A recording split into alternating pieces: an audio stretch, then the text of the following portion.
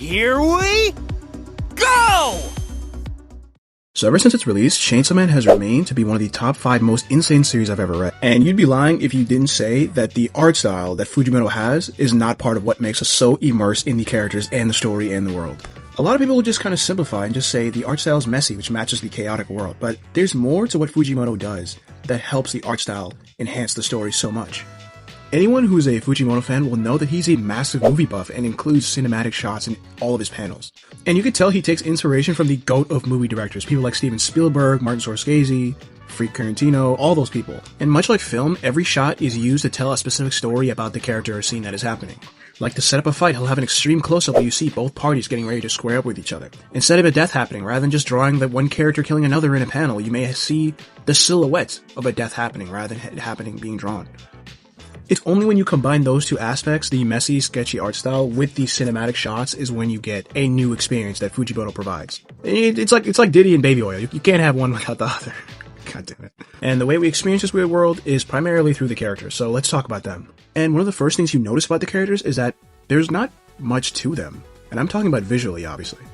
I'm not necessarily saying they're plain, it's just they don't have as many aspects going on in their look that other characters have, from things like One Piece or Gachi Akata.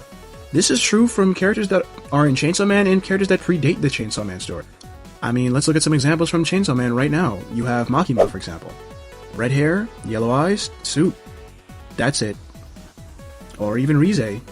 We have her black hair that kind of covers her eyes, her collar, and her outfit. And that's basically it. Not any jackets, any pins, not much going on. Even the main character of Fire Punch is literally a naked man on fire. That's it. Now, when you're hearing this, it may seem like I'm insulting Fujimoto's style and calling it kind of plain or basic, but I actually want to do the opposite here. What if I told you the simplicity of Fujimoto's designs is an aspect that helps him manipulate you into experiencing the story exactly how he wants you to experience it? And yes, you heard me correctly, manipulate you. And no, it's not because the characters are hot. That's not what I'm getting at. Honestly, the word I would use to describe it is innocent. And the reason I say this is primarily in the way Fujimoto draws faces. Honestly, the way a mangaka draws faces can be one of the primary distinguishers in their style. The bodies and structure of anatomy can kind of be samey, but the faces is a dead giveaway for whose art style you're looking at. So back to Fujimoto's faces, the way that some of these characters just kind of like, look, they have a smile that is so clueless and unassuming. It makes you genuinely feel bad when things happen to them. You can equate their smile to like the "it's fine" meme of the dog sitting in the chair with everything burning around him. Because the characters look so innocent, it makes you just want to pray for them and just want to hope that things don't go wrong for them. But you already fucked up by reading a Fujimoto story, so you know not only will things go wrong, they will go wrong in the worst way possible.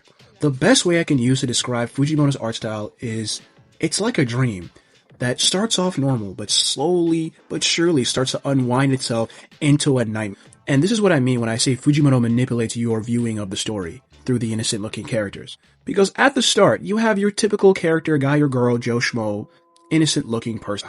He introduces a character with, regular problems, a regular life. They go to school, they take care of their innocent little sister that wants to bang them, the regular stuff that people deal with. Then things start to happen that kind of look on the bright side. Maybe they earn enough money to complete a job, or they meet a girl. Something regular. Everything's going wrong, but there's a slight feeling in you that knows that something is about to happen that you just don't know when. As things are happening in the story, suspicions about one or two things start to build, but it's nothing too big. But then, it happens.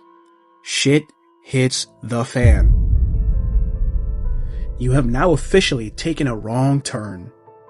It's like driving at nighttime, and it's streets that you don't know, and you don't need any signs to tell you that you've taken the wrong turn and you've ended up in a very shit neighborhood. You just know you fucked up somewhere. And then that's when Fujimoto, much like a sprinter hitting the last 50 meters of their dash, amps it up to 11, and the art style just transforms into something absolutely gorgeous.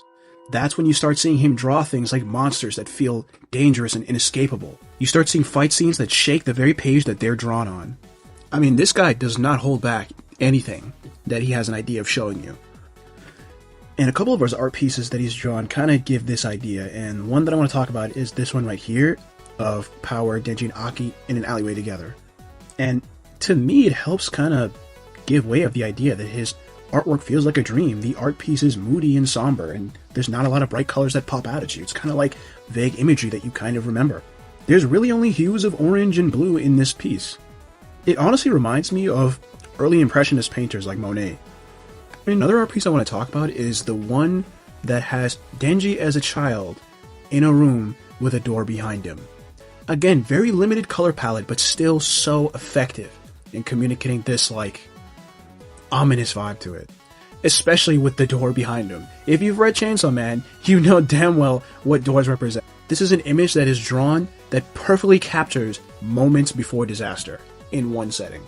The line art, color palette, expression, and the shot used here is exactly what I'm talking about when I say Fujimoto uses all of the aspects that he's learned to his disposal to control how you view everything in the story.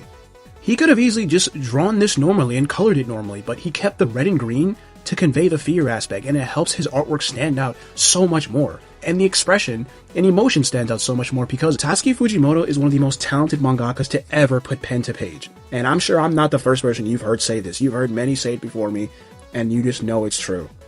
And I hope I was able to convince you that there is way more to his style than meets the eye. He's one of few artists that have existed that has been able to perfectly capture what it's like to have a dream that you'll never forget.